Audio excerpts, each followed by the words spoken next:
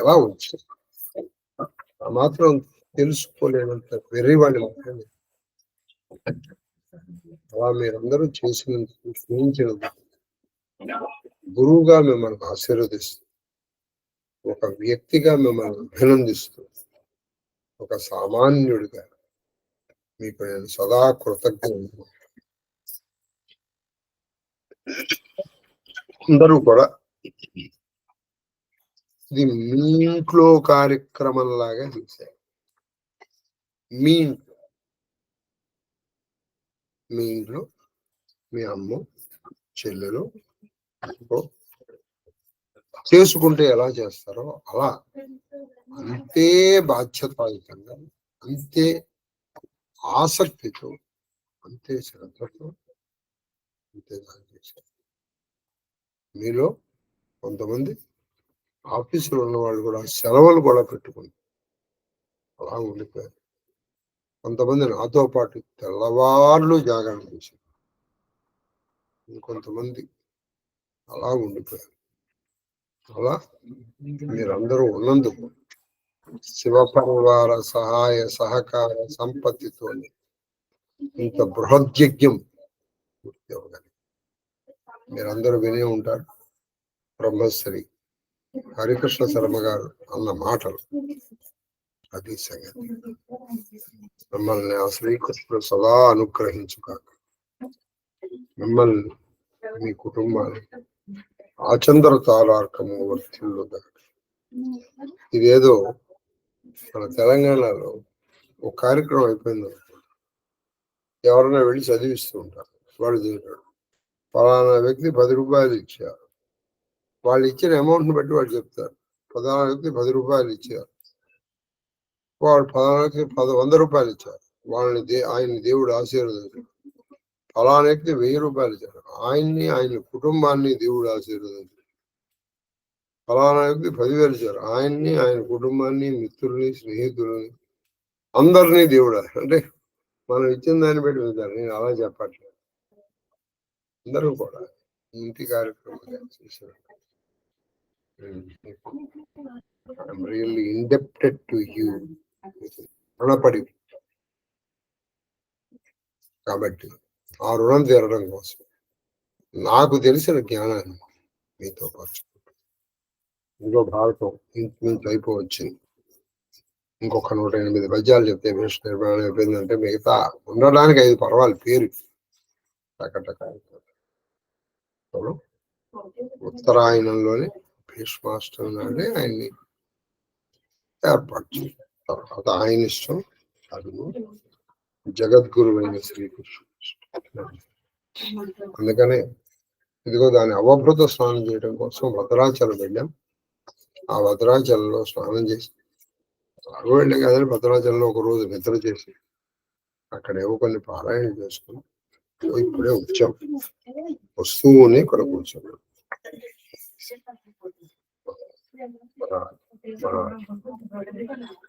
అలాగే మనిషి జీవితం చాలా పొడగలు, అనవసరమైనటువంటి అహంకారాలు, అహంభావాలు తెచ్చుకోవాలి. ఎప్పుడు కూడా ఇస్తే వస్తుంది. మనము అణిగి మణిగి ఉండడంలోనే మన తెలివిపోయింది. సముద్రం తుఫాను వచ్చింది. మనం ఇదే శాంతి పర్వంలో నేర్చుకున్నాం. మీకు గుర్తుందో లేదు? శాంతి పర్వంలో ఉన్నదే మీకు చెప్తున్నాను. ఎన్నో యోజనాలు విస్తీర్ణమై చాలా పొడవు పెరిగి చాలా బలమైనటువంటి వృక్షాలని కొట్టి అవతల పారేస్తుంది. కూకటి వేళతో కలిగి, కానీ ఆ గట్టు మీద ఉన్నటువంటి ఓ చిన్న గడ్డి అది అలా వస్తుంది, వెళ్ళిపోతుంది, మళ్ళీ ఇది వెళ్ళిపోతుంది, అలాగే వస్తుంది. దానికి కారణం ఏంటి? ఆ సుమాని వచ్చేప్పటికి ఇది తల ఉంచేస్తుంది, పైనుంచి వెళ్ళిపోతుంది. ఆ వినయానికి మెచ్చుకుని సముద్రుడు ఏమి చేయలేదు. ఇదేం చూస్తున్నారు, తల ఎక్కడ వస్తుందా? కాబట్టి వినయమును పెంచుకో. 10 మంది శ్రేయస్సుని కోరుకో. ఎప్పటికిప్పుడు చిన్న పొట్టకి శ్రీరామ రక్ష అనుకోవటం కాదు. మనం బాగుండాలి, మనతో పాటు అందరూ బాగుండాలి. సరే, ఇంకా దానికంటే పెద్ద ఏంటంటే అందరూ బాగుండాలి, అందరితో పాటు మనం బాగుండాలి. ఈ రెండిట్లోనూ చాలా పెద్ద డిఫరెన్స్ ఉంది. దానాల గురించి నీ శక్తికి మించిన చేసే దాన్ని ఉత్తమ దానము అంటారు. నీ శక్తికి తగినట్టు చేస్తే దాన్ని మధ్యమ దానం. నీ శక్తికి తగకుండా చేశారు. నీకు 1 కోటి రూపాయలు వస్తుంది, 100 రూపాయలు తీసుకెళ్ళి ఇచ్చావు, అది అధమ దానమే. ఒకడికి 100 రూపాయలు వస్తుంది, 100 ఇచ్చేసాడు, అది ఉత్తమ దానం. మొత్తం 100 రూపాయలు ఉంది, వాడు 50 రూపాయలు ఇచ్చాడు, వాడి శక్తి, అది మధ్యమ. కాబట్టి ఇప్పుడు మనం ఆ పవన అర్జున సంబంధించిన బ్రాహ్మణుల యొక్క గొప్పతనం చెప్పుకున్నాం. అది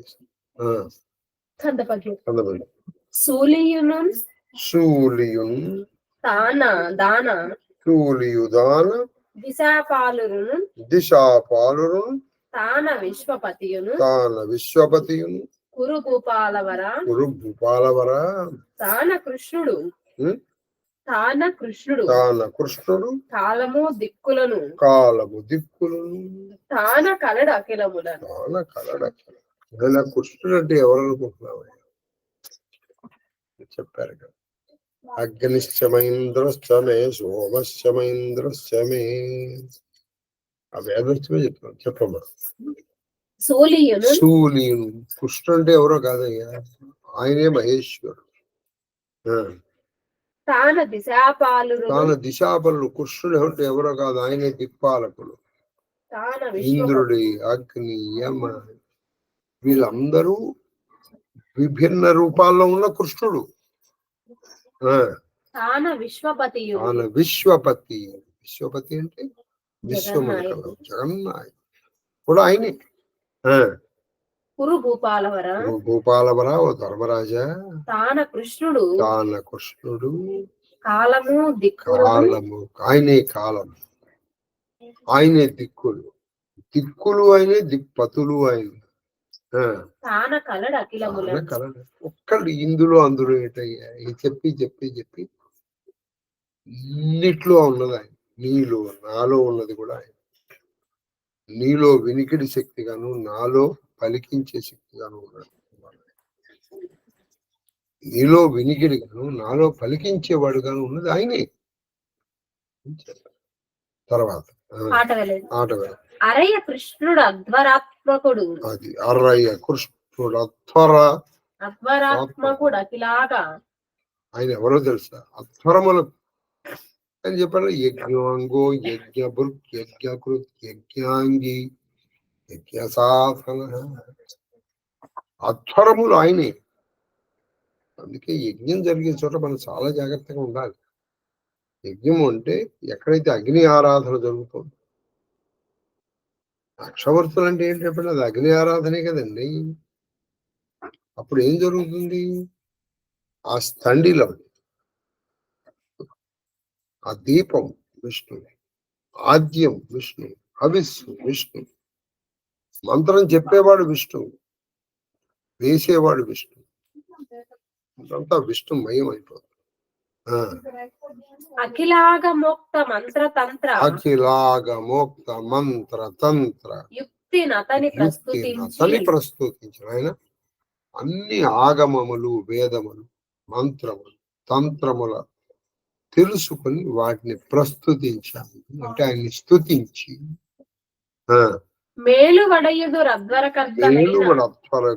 అధ్వరములు అంటే యజ్ఞములు, యాగములు. జనులు కౌరవేంద్ర అన్ని అధ్వరాత్మకుడు కదా ఆయన. కాబట్టి అధ్వరములలో ఆగమై మంత్రములు, ఆగమములు అంటే వేదములు చెప్పిన మంత్రములతోనూ, తంత్రములతోనూ, స్తుతులతోనూ ఆయన్ని స్తుతించి అధ్వరవేత్తలు అంటే అధ్వరం చేసేటువంటి వాళ్ళు మేలు పొందుతారు. మనం ఒకటి చేసాము, మనం మేలు పొందట్లా.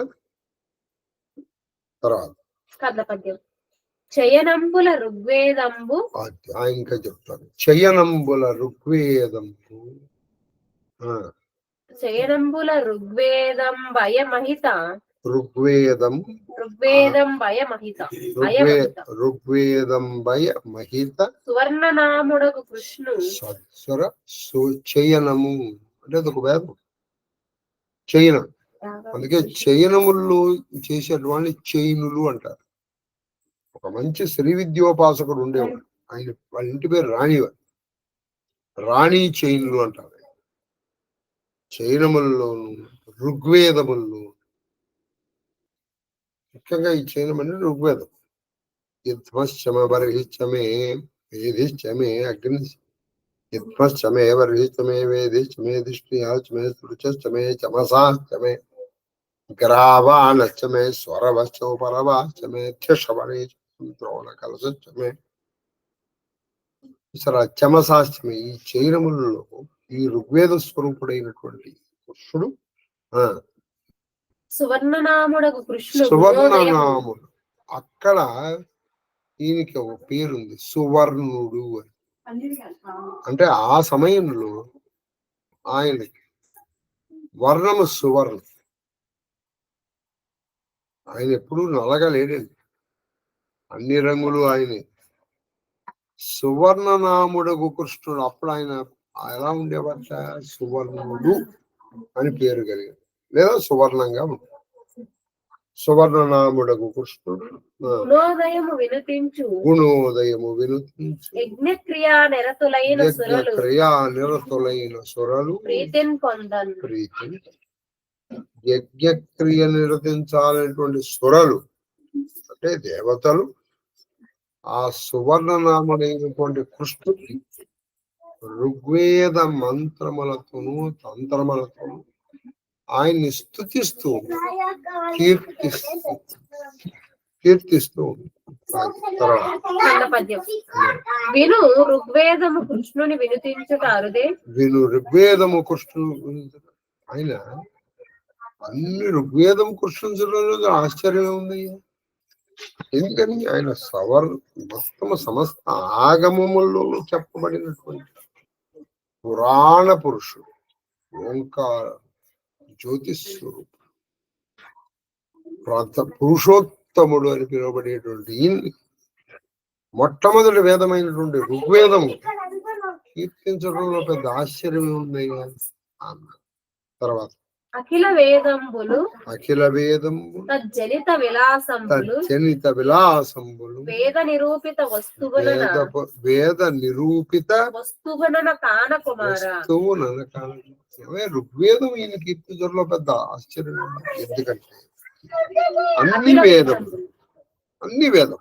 ఋగ్వేదం కావచ్చు, యజుర్వేదం కావచ్చు, సామవేదం కావచ్చు, అథర్వవేదం కావచ్చు, అన్ని వేదములు జనిత విలాసములు అంటే ఈ వేదముల్లోంచి వచ్చినటువంటి వేద అంగములు. వేదములు వచ్చాయి, తర్వాత వేదాంగములు వచ్చాయి. ఇవి శిక్ష, జ్యోతిషం, వ్యాకరణము, మీమాంస ఇటువంటివన్నీ కూడా వేదముల నుంచి వచ్చినటువంటి అనేక విలాసములు. వేద నిరూపిత వస్తువు వేదములు ఏవైతే నిరూపించి చూపించాయి, వేదములు నిరూపించి చూపించాయి. నిరూపించాలంటే ప్రూవ్ చేసి చూపించాయి. ఏది వేదములు, వేదాంగములు. ఏది ఏ వేదము? అన్ని వేదములు నిరూపించి ఏ వస్తువును, ఇప్పుడు మనం చెప్తుంటే నిస్తుల, నీలతిప్ర అలా అని చెప్తుంది. సాటి లేనటువంటి వాడు, సమానాధిక వర్జితుడు, నిత్యుడు, నిర్వికల్పుడు, నిరామయుడు, నిరంజనుడు అయినటువంటి ఆయన్ని నిరూపించి అన్ని వేదములు చెప్తాయి. అప్పుడు అన్ని వేదములు ఒక్క ఋగ్వేదంలో ఆయన పొందారు అని చెప్పడంలో ఆశ్చర్యం అని చెప్పారు. అజ్ఞులను అంటే అజ్ఞానులు, అగ్నులు అంటే 3 అగ్నులు. ఏమిటా 3 అగ్నులు? దక్షిణాగ్ని, గార్హపస్యాగ్ని, ఆహావని అగ్నులు యజమానుడును ఆహుతులను యజమానుడు అంటే యజ్ఞం చేసేటువంటి వాడిని యజమాని అంటారు. మన ఓనర్ అని కాదు ఇక్కడ అర్థం. యజమాని అంటే ఓనర్ అని కాదు. యజమాని అంటే యజ్ఞములు చేసేటువంటి వాడిని యజమాని. ఈ యజమాని అనేది కూడా వేద శబ్దం. మనం ఇప్పుడు వాడేటువంటి శబ్దాలన్నీ కూడా వేదమయాలన్నీ. వేదిక, సభ వేదం, ఇవన్నీ కూడా వేదము నుంచి వచ్చిందే. వేదిక అనేటువంటిది వేదమయం. ఇప్పుడు మనం వేదికను డయాస్ అని పిలుస్తాం. వేదికని డయాస్ అని పిలుస్తున్నాం. ఉన్నారా? ఆహుతులు చూడండి, ఇవేమున్నాయి? అగ్నులు వేదం. అగ్నులు కృష్ణుడు, యజమాని కృష్ణుడు అంటే యజ్ఞం చేసేవాడు కృష్ణుడు. బ్రహ్మాగ్నం బ్రహ్మణావతం బ్రహ్మైవదేన గంతవ్యం బ్రహ్మకర్మ సమాధిన. అక్కడ కృష్ణుడు కానివాడు లేడు. మొత్తం యజ్ఞపురుషుడు అనమాట. అందుకే యజ్ఞాంగో, యజ్ఞ సాధన, యజ్ఞభృత్, యజ్ఞి, యజ్ఞాంగో.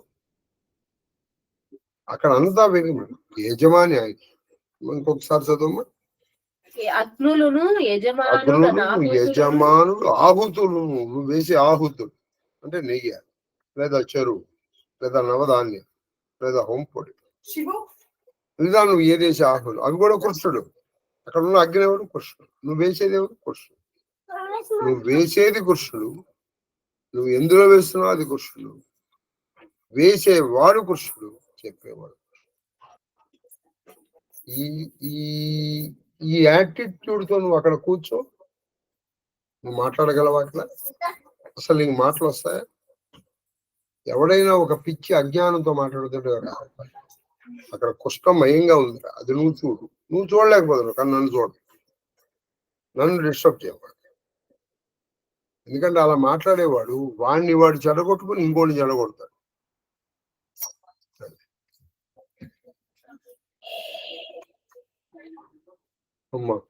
యాగఫల రూపమును కృష్ణుడని ఎరుంగు. యాగఫల రూపుడు. యజ్ఞం వల్ల నీకు వచ్చేటువంటి ఫలం కూడా ఆయన. ఇదంతా కృష్ణుడు అని తెలుసుకోవయ్యా. ఎంత ఇదిగా అయిపోయింది. యజ్ఞం ఆయన. యజ్ఞముల్లో వాడే సాధనాలు, ఆహుతులు, యజమాని, మంత్రం.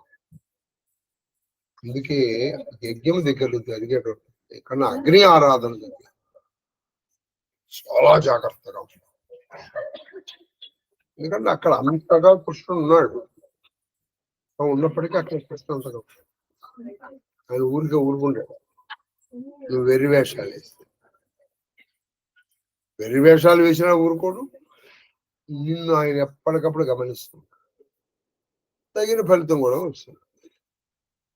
అక్కడ కూర్చొని నువ్వు రాజకీయాలు మాట్లాడటం, అక్కడ కూర్చొని నీ కుటుంబ వ్యవహారాలు మాట్లాడటం, అక్కడ నీ అహంభావ ప్రకటన చేయడం, ఇటువంటివన్నీ అనర్థాలు.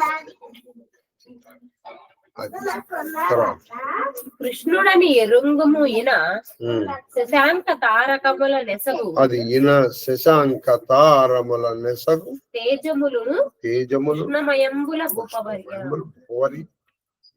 అవన్నీ కృష్ణుడు అని తెలుసుకో. ఇంకా నీకు చెప్తున్నాను, సూర్యుడిలో ఉన్నటువంటి వేడి వెలుగు, చంద్రుడిలో ఉన్నటువంటి చల్లదనం, ఔషధుల్ని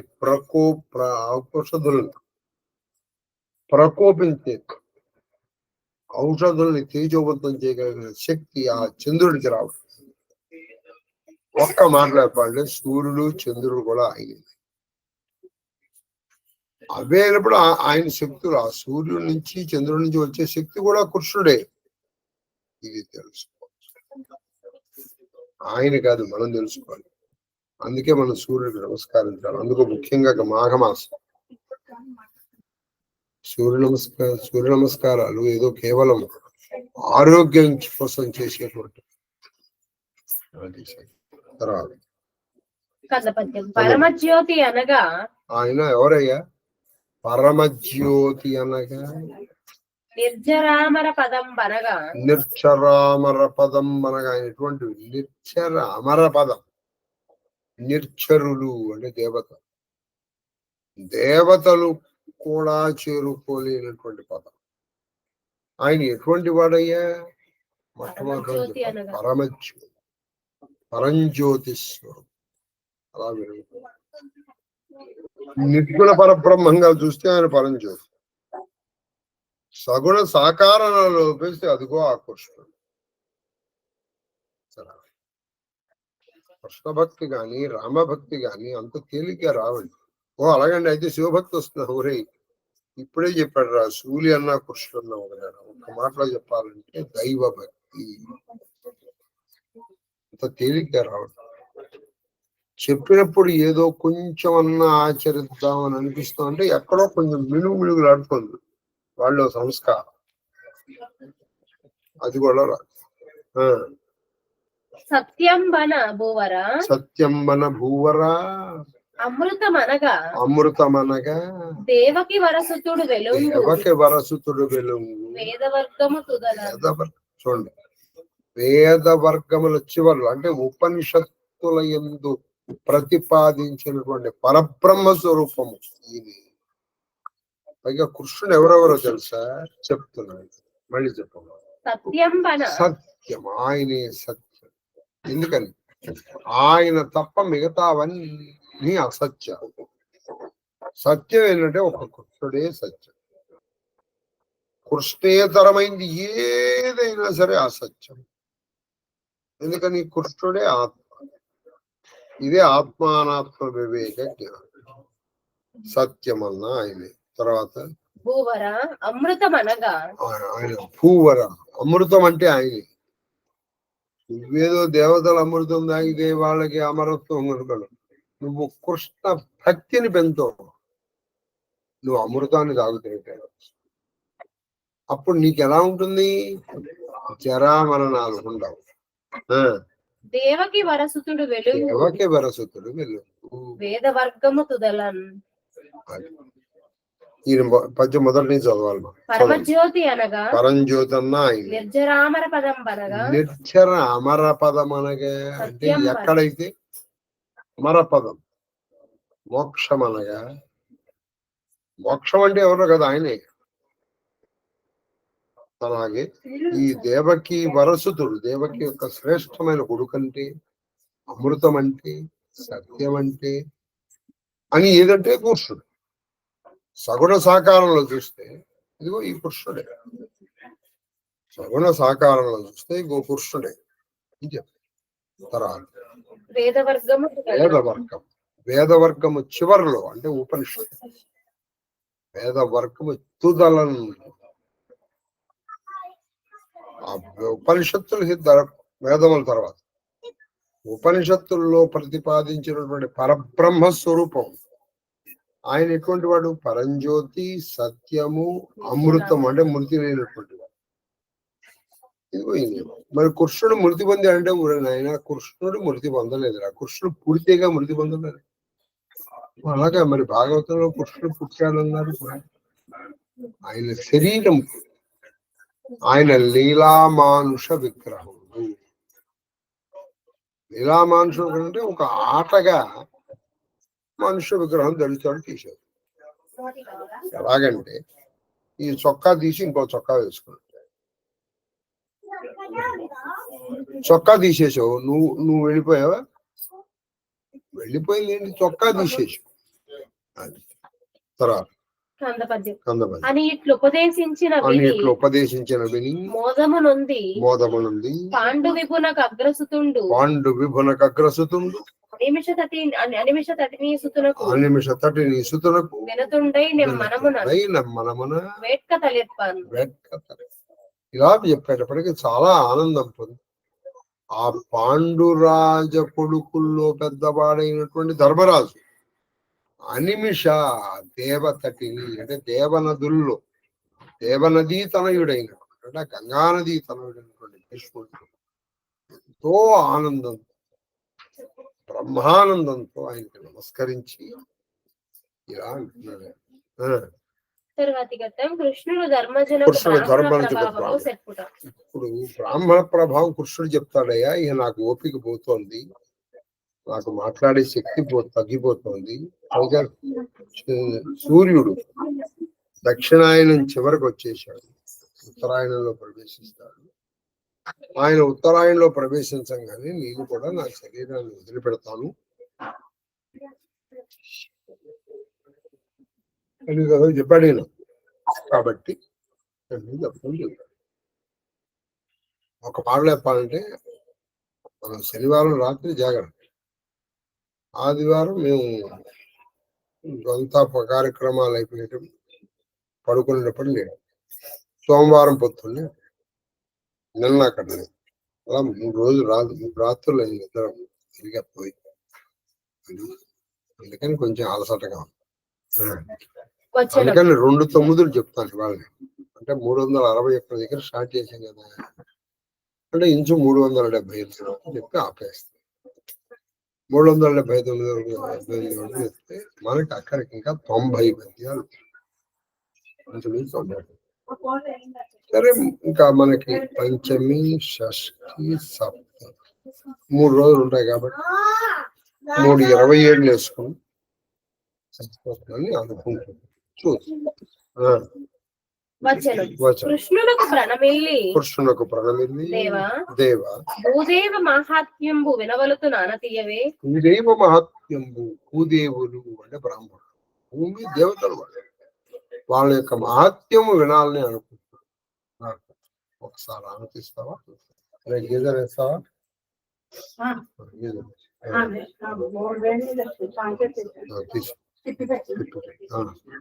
అని వినయ సంభృతుండగుచు ప్రార్థించిన పార్థివుని మీద కరుణామృతమయంబగు ఆలోకములు అంటే కరుణమనేటువంటి అమృతములు ఆయన మీద కురిసేటట్టు ఆయన్ని చూసి దేవుళ్ళు ఆధారభరితుండై పరమాదరంతో ఆయన పోయి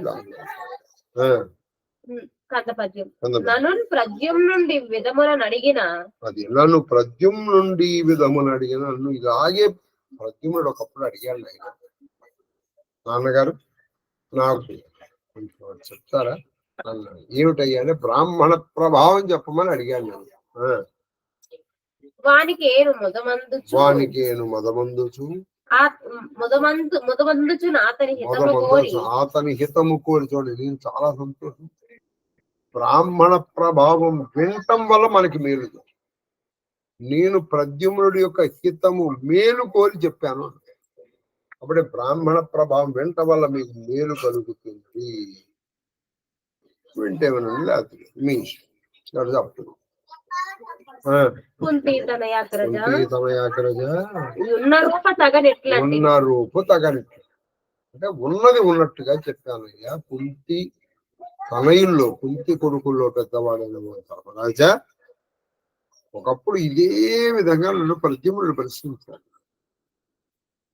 తండ్రి కృష్ణ, నాన్నగారు నాకు బ్రాహ్మణ ప్రభావం చెప్పండి. అప్పుడు నేను ఉన్నది ఉన్నట్టుగా చెప్పాను. అప్పుడు నేను ప్రద్యుమ్నుడికి ఎలా చెప్పాను, ఇప్పుడు నీకు నేను అలాగే చెప్తాను, అంటే దాచుకోకుండా చెప్తాను అన్నాడు. శేషపద్యం. వర్గత్రయము నపవర్గంబు సాధింప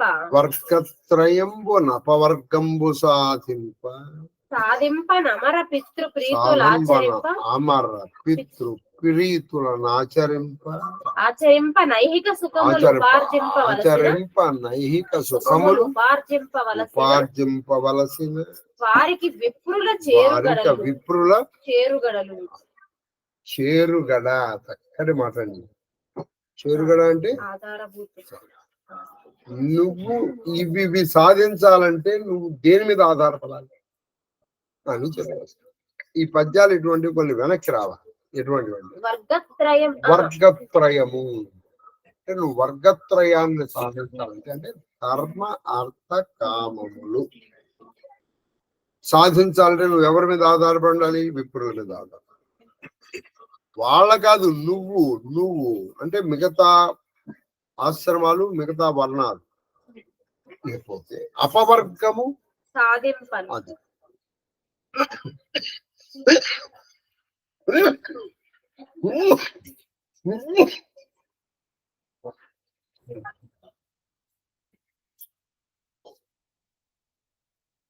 అపవర్గం అంటే మోక్షం.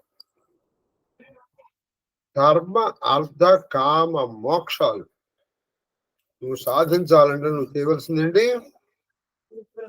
విప్రుని మీద ఆధారం. నాకు నేనుగా చేసుకుంటాను, నాకు నేనుగా ఎన్నో చేసుకోను. దానికి మనం చేసుకున్నాము, అభిషేకం మనం చేసుకోలేము, కానీ విప్రుడి మీద ఆధారపడాలి. అప్పుడే అది సార్థకం.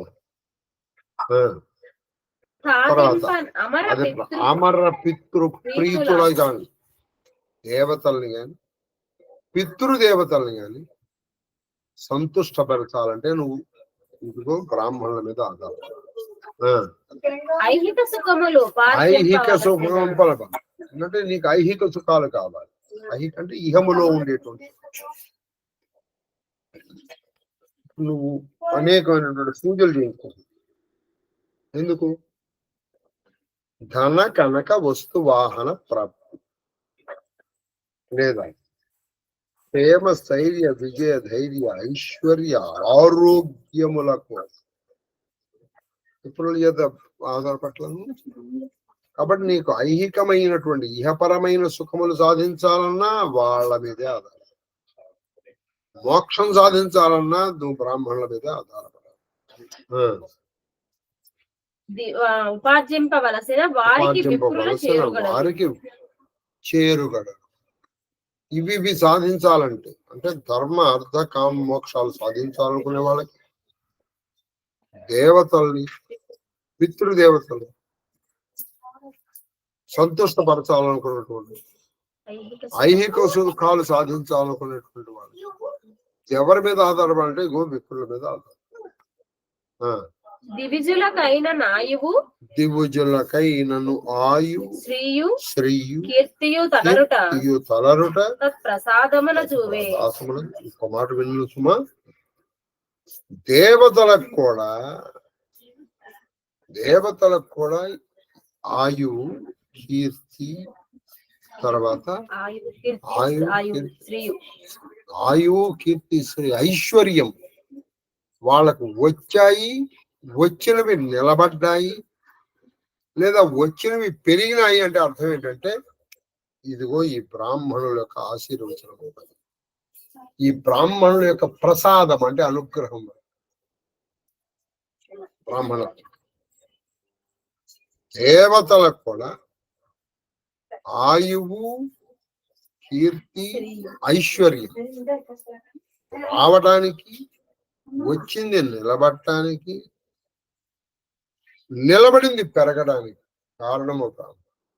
తర్వాత అలిగి భస్మము చేయవలచి నవనీశ్వరులు శక్తులు బాగుంది. వాళ్ళకి నీ మీద కోపం వచ్చిందా నిన్ను భస్మం చేయడానికి, నిన్ను బాగా హిమవత్ పర్వత పైకి ఎక్కటానికి కానీ వాళ్ళు అంటే నిన్ను భస్మీపట్లం కూడా చేయగలరు, లేదా నిన్ను తీసుకెళ్లి హిమవత్ పర్వత అని చెప్పి. తర్వాత అట్లగుట వారిని కోపింపజేయక వారలకు ప్రియంబు చేయుచు వారు ప్రహర్షమంద తనకు కలభంగినిచ్చు అతడు రెండు భువనముల యందు పెంపును పొగడబడి. కాబట్టి నువ్వు వాళ్ళని కలవర పెట్టాలి. కలవర పెట్టవు. ఎందుకు కలవర పెట్టు? నువ్వు కలవర పెట్టావనుకో వాళ్ళు నువ్వు అనవసరంగా కలవర పెడితే నీకేమొస్తుంది? నువ్వు అనవసరంగా ఇబ్బంది పాలైపోతావు. అలాగే వాళ్ళని సంతోష పెట్టావనుకో రెండు భువనముల్లోనూ అంటే ఏము పరములు కూడా నువ్వు సాధిస్తావు. కాబట్టి వాళ్ళని నువ్వు ఎప్పుడు వాళ్ళ పట్ల చాలా జాగ్రత్తగా ఉండడం అయినా అని చెప్పు. తరువాతి ఘట్టం మీకు దుర్వాసు ఒక చిన్న విషయం చెప్తాను. ఎప్పుడు కూడా రాజు ఎవరైనప్పటికీ కూడా మంత్రి బ్రాహ్మణుడు అయ్యేవాడు. ఒకప్పుడు ముస్లిం రాజ్యం ఉండేది, కానీ బ్రాహ్మణులు మంత్రులు అక్కన్న మాదన్న వరకు. కానీ ఆఖరి వాడు వచ్చేటప్పటికీ బ్రాహ్మణులు తీసేసి మళ్ళీ ఒక ముస్లింని మంత్రిగా పెట్టుకున్నాడు, కాసిం రజ్వీ. నాశనం అయిపోయింది. అక్కన్న మాదంలో ఉన్నంత వరకు ఇక్కడ ఉన్నటువంటి వీళ్ళ సామ్రాజ్యం, ఉన్నటువంటి ఈ గోల్కొండ మహమ్మదీయుల సామ్రాజ్యం వెలసిల్లింది. ఎక్కువ మంది హిందువులు ఉన్నప్పటికీ వాళ్ళు ఒప్పుకున్నారు రాజులు. కాబట్టి ఎప్పుడైతే వీళ్ళు వచ్చారో కొన్ని సామ్రాజ్యమే నాశనం. తరువాతి ఘట్టం దుర్వాసుడు కృష్ణుని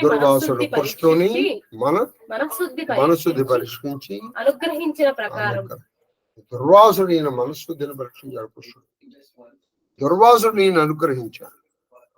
ఎలా అనుగ్రహించాడు? వచనం నాకనిన ఆశ్చర్యంబు చెప్పేదా అది నాకనిన అంటే నా విషయంలోనే ఒక ఆశ్చర్యకర విషయం అంటే తన కథే చెప్పుకుంటున్నాడు. అది పరమాశ్చర్యమే. అది చెప్తాను విన్నా. స్వతంత్ర ప్రవర్తనుండగు దుర్వాసుండు మన మందిరంబునకు ఒకనాడు ఆయన స్వతంత్ర ప్రవర్తుడు అంటే ఆయన ఎవరి మీద ఆధారపడ్డా ఆయన ఇష్టం వచ్చినట్టు ఆయన ప్రవర్తిస్తారు. వాసుని గురించి మనం పిచ్చి మాటలు మాట్లాడకూడదు. ఆయన స్వతంత్రంగా ప్రవర్తిస్తారు. అంటే ఆయన పరతంత్రుడు కాదు. అలాంటి దుర్వాసుడు ఒక రోజున చాలా చిరునవ్వుతో మన మందిరం మనకు వచ్చి, అంటే ఈ కృష్ణుడి మందిరానికి వచ్చి మందహాసంబు చేయించు కోపించుచు ఒక్కసారి నవ్వుతాడు, ఒకసారి కోపంగా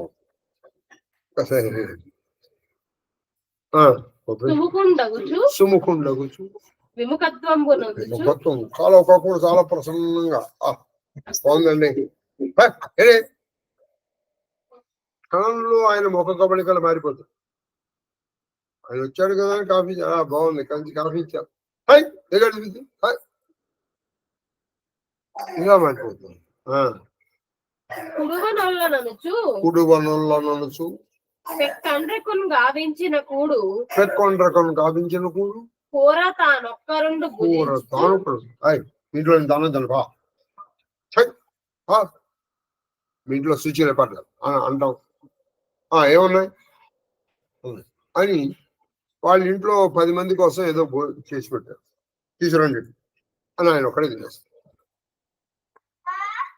తిన్నట్టున్నాడు, ఎంతో మందికి చేసిన భోజనం ఆయన ఒకడే తినేస్తున్నాడు. కొంచెం తిని కంప్లీట్ అయిపోయింది. ఏ నుంచి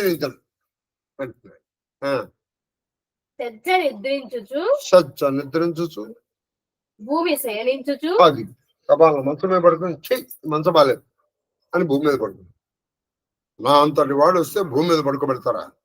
పకే మీరు నాకు ఎదురు చెప్తున్నావు ఆయన మళ్ళీ పక్క మీద పడుకుంటున్నాడు, భూమి మీద. ఎందే నేను పోవచ్చు ఆయన ఇష్టం వచ్చినాడు. ఇక్కడ నా బాలేదు, అక్కడ లేదు, ఇక్కడ బాలేదు అలా వెళుతూ మరలి వచ్చి ప్రవర్తించు నేను మీ ఇంటికి రా అని వెళ్ళిపోతున్నాడు. మళ్ళీ ఒక 5 నిమిషాలు మళ్ళీ వచ్చేస్తాం, వెళ్తాం, మళ్ళీ 5 నిమిషాల్లో రావాలి, మళ్ళీ వస్తూ ఒక్కనాడు కృష్ణ నాకున్ పాయసంబు మీద వేడుక పుట్టాడు పాయసంబు మీద వేడుక పుట్టాడు పెట్టేప్పవి కృష్ణ ఇలా ఒక రోజు జరగలే, కొన్ని రోజులు జరిగింది. కృష్ణ నాకు ఇవాళ ఎందుకో పాయసం తినాలంటే కొంచెం పెట్టిస్తాడండి. తక్షణంబు గావించిన కొంత కుడిచి పంటనండి. వాళ్ళకి ఏంటంటే ఆవు పాలు తక్కువ, బెల్లం తక్కువ, ఇంకోటి తక్కువ, వెంటనే చేయొచ్చు. ఏం చేస్తే తక్షణమే కొంత కుదిచి బాగుందా అని కొంచెం తిని కొంత తన వడలను పూయమని వాడు చాలా కొంచెం తినేశాడు. కృష్ణ పంచి ఈ మిగతా పాయసం తన శరీరం అంతా ఇట్లా పూసేసి ఆపాదమస్తకం. అందుకే మీరు అన్నులు ఎలా ప్రవర్తిస్తారో మీరు ఊహించలేరు. అందుకే వాళ్ళు బాలోన్మత్త పిశాచవత్ అంట. ఒక చిన్నపిల్లాళ్ళ, ఒక పిచ్చెక్కిన వాళ్ళు, ఒక పిశాచగ్రస్తుడు వాళ్ళు. అలా అని చెప్పేసి ప్రతి పిచ్చివాడు జ్ఞాని కాదు. కాబట్టి అలా పూసేసామన్నారు. పూసేసాం. నేను పూసేసా. ఆ తేరు ఉన్న రుక్మిణిని చూసి కొంత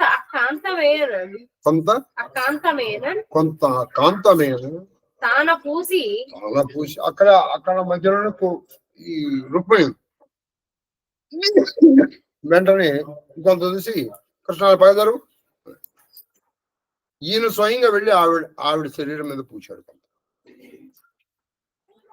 రాసుడు వెళ్ళి ఆవిడ శరీరం మీద కొంత పూశాడు. పూసి దాన పూసి రథ్య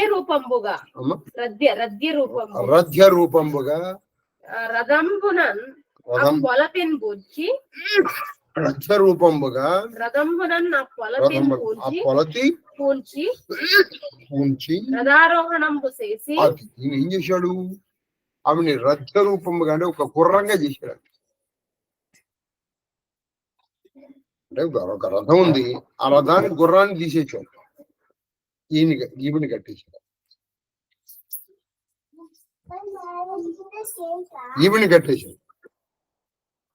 ఈవిని కట్టేయడమే కాకుండా ఈయన ఆ రథం మీద ఎక్కి పోనీ ఇప్పుడు ఆవిడ లాగా వస్తాను. మీకు గుర్తుండే చవనుడు ఇదే పని చేశాడు.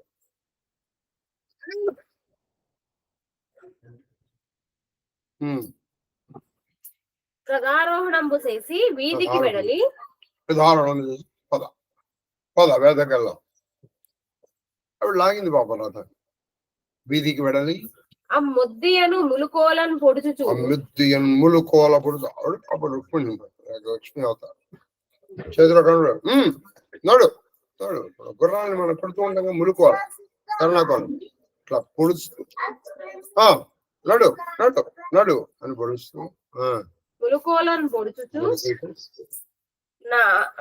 రథంబు నడిపింప రథం నడిపిస్తున్నాడు. నాకు కోపంబు ఈర్ష్యయును ఇంచుకయును జనింపకు కోపంబు ఈర్ష్యకును నాకు అలా చేస్తున్నప్పుడు భార్య ఈయనకి కోపము రాలేదు, ఈర్ష్య రాలేదు. ఈయనకి ఎక్కడన్నా కోపం వస్తుందేమో అని ఆయన ట్రై చేశాడు. ఇవన్నీ కరెక్ట్గా చవనుడు చేయలే. ఒక రాజు గుర్తుంటే చెప్పాను నేను అప్పుడు ఎంత చేశాడు అని. చూస్తూ అలా వాళ్ళతో పాటు అప్పుడు యాదవులు కోప భయాయత్త చిత్తులై వాళ్ళకి మిగతా యాదవులకి మాత్రం ఆశ్చర్యం కలిగింది. రుక్మిణి దేవి అంత రావణ ఇలా చేస్తున్నారు. కోపం వచ్చి వాళ్ళకి భయం కలిగిన మనసుతో, కోపము భయము ఆశ్చర్యం కలిగినటువంటి మనసుతో ఆ యాదవులు అనేక ప్రకారంబుల తమలో పలుకుచు చేయునది లేక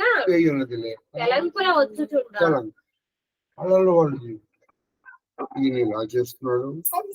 ఇంకోడు నాకు కొనక శక్తి ఉంటేనో అని ఒకడేమో గట్టిగా అనగరా బాబు, ఆయన ఇప్పుడు మన చెబుతాడు కృష్ణుడు అంతటి వాడే నోరు మూసుకొని పక్క నుంచి వెళ్తుంటే నువ్వు అరుపుతావు కదా అని వాళ్ళల్లో వాళ్ళు ఏమీ చెయ్యలే.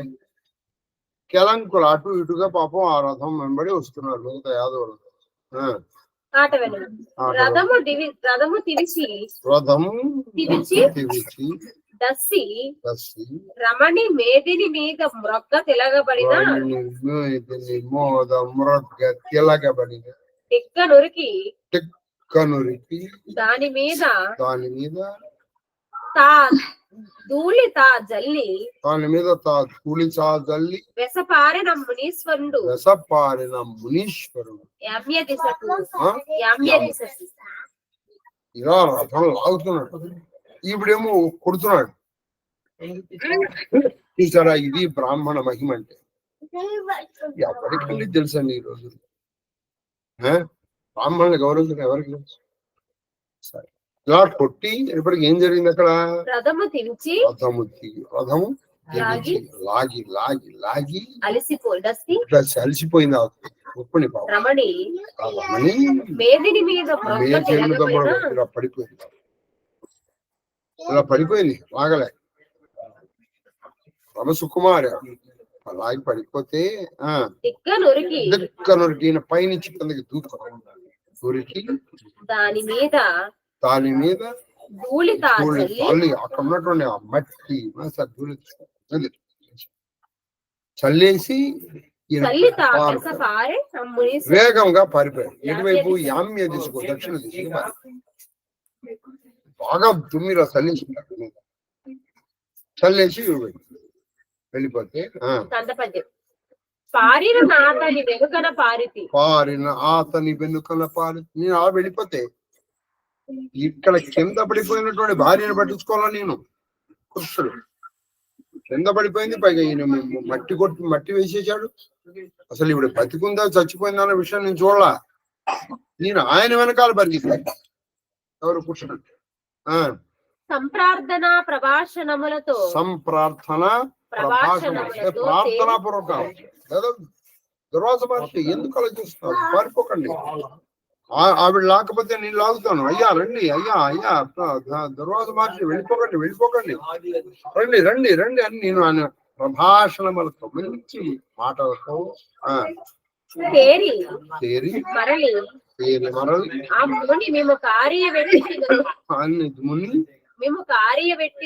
కార్యపెట్టితే కది మిమ్మల్ని ఎంత బాధ పెట్టానయ్యా నేను అన్నట్టు అన్నాడు దయతో. ఎవరు? ఆ దుర్వాస. నన్ను కనుగొని నీవు కోపప్పుడు చూశాడు. అయినా కృష్ణ, నువ్వు కోపాన్ని జయించావు. సరే, జితక్రోధ, కోపాన్ని జయించాడు. కాబట్టి ఎప్పటికప్పుడు కోపాన్ని ప్రదర్శించకూడదు. కోపాన్ని ఎక్కడ ప్రదర్శించాలో అక్కడే. నీకు వరం ఇచ్చద గైకొను, కృష్ణుడికి నేను వరం ఇస్తాను.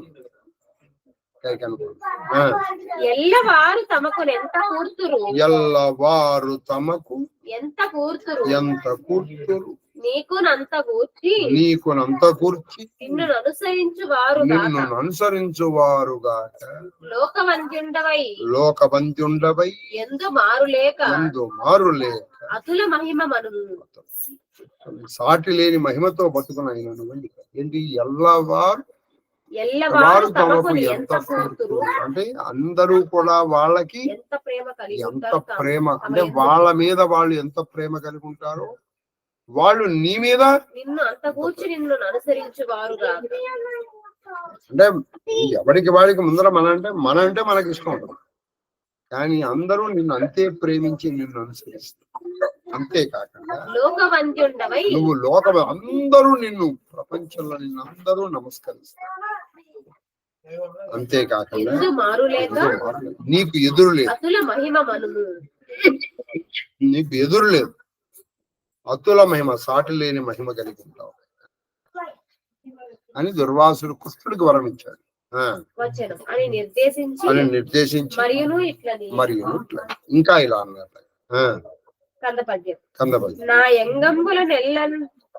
నా యంగంబుల నెల్లన్ పాయసం భక్తి పూసి పాదతలమున పూయవు పాదతలమున పూయవు కావున కావున కలుగు నపాయం పరకాల నీకు కలుగు అపాయంబు అపాయం పరకాల నీకు అరకాల నీకు అవిలంక్యంపై. నీకేం చెప్పాను నేను? నా శరీరం అంతా పాయసం పూయమన్నా. నువ్వు తల నుంచి పూసుకుంటూ వచ్చావు. ఎక్కడ వరకు పూసావు? ఈ పై పాదాల వరకు పూసావు, కానీ అరికాలకి పూయలేదు. కాబట్టి నీకు అపాయము నీకు అరికాల్లోంచి వస్తుంది.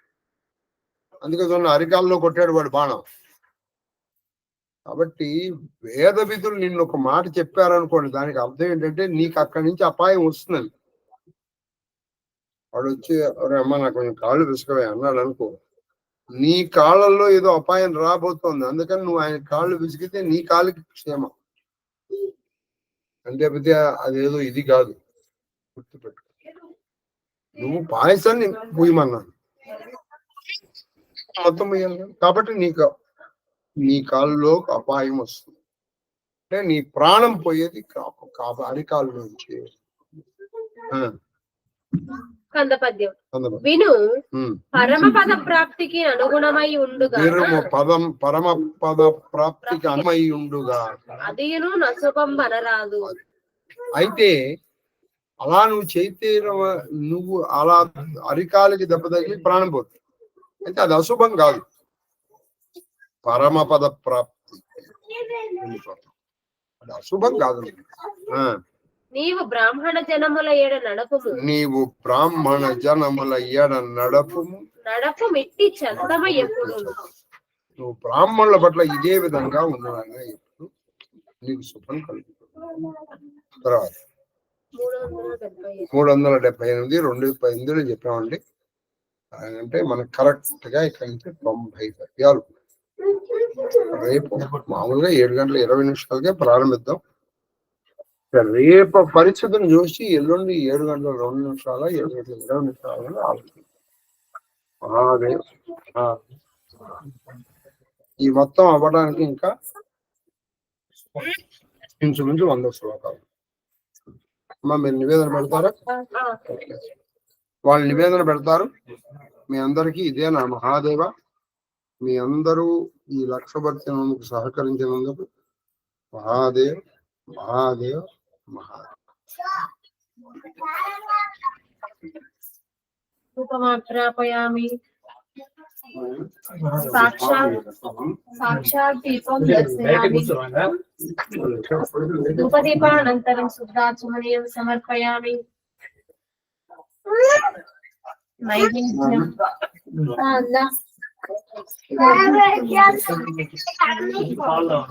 ఓం ప్రాణాయ స్వాహ, ఓం అపానాయ స్వాహ, ఓం జ్ఞానాయ స్వాహ, ఓం ఉదానాయ స్వాహ, ఓం సమానాయ స్వాహ, ఓం బ్రహ్మణే స్వాహ. మధ్య మధ్య పాని